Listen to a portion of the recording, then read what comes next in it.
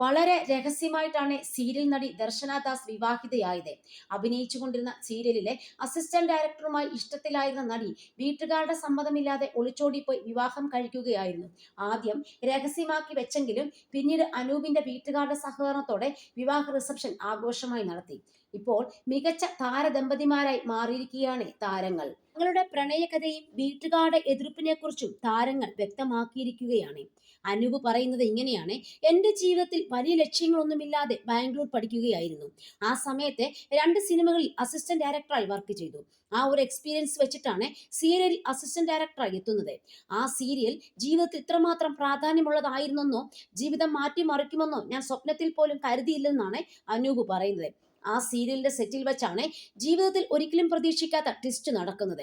അവളെ ഞാൻ കണ്ടുമുട്ടുന്നത് അവിടെ നിന്നാണ്. ദർശനെ ആദ്യമേ കണ്ടപ്പോൾ ഒരു കണക്ഷൻ തോന്നിയിരുന്നു. ഞാൻ അസിസ്റ്റന്റ് ഡയറക്ടറും അവൾ മെയിൻ ഹീറോയിനുമാണ്.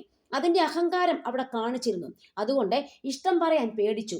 എങ്ങനെയാവും പ്രതികരിക്കുക എന്നറിയില്ലല്ലോ. അവസാനം രണ്ടും കൽപ്പിച്ച് ഞാൻ ഇഷ്ടം പറഞ്ഞു. പിന്നെ ദർശനയുടെ വീട്ടിൽ പ്രണയം അറിഞ്ഞതോടെ വലിയ പ്രശ്നമായെന്ന് അനൂപ് പറയുന്നത്. പരസ്പരം വിളിക്കാതിരിക്കാൻ ദർശനയുടെ ഫോൺ അവർ വാങ്ങിവെച്ചു.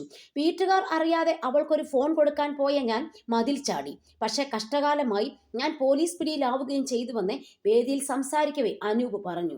അവളെ വീട്ടിൽ നിന്ന് മാറ്റാൻ പോകുന്നു എന്നറിഞ്ഞതോടെയാണ് സിനിമാ സ്റ്റൈലിൽ പോയി ജീവിതത്തിലേക്ക് കൂട്ടിയത്. അങ്ങനെ കല്യാണം കഴിഞ്ഞു. എല്ലാം സ്വസ്ഥമായെന്ന് വിചാരിച്ചിരിക്കുമ്പോൾ ജീവിതത്തിൽ മറ്റൊരു ട്വിസ്റ്റ് കൂടി ഉണ്ടായി. അതൊരു എട്ടിന്റെ പണിയായിരുന്നു. ഞങ്ങളുടെ മകനാണ് അതെന്ന് തമാശ രൂപേണ താരങ്ങൾ പറഞ്ഞത്. ഇപ്പോഴും ദർശനയുടെ വീട്ടുകാർ പ്രണയം അംഗീകരിച്ചിട്ടില്ല.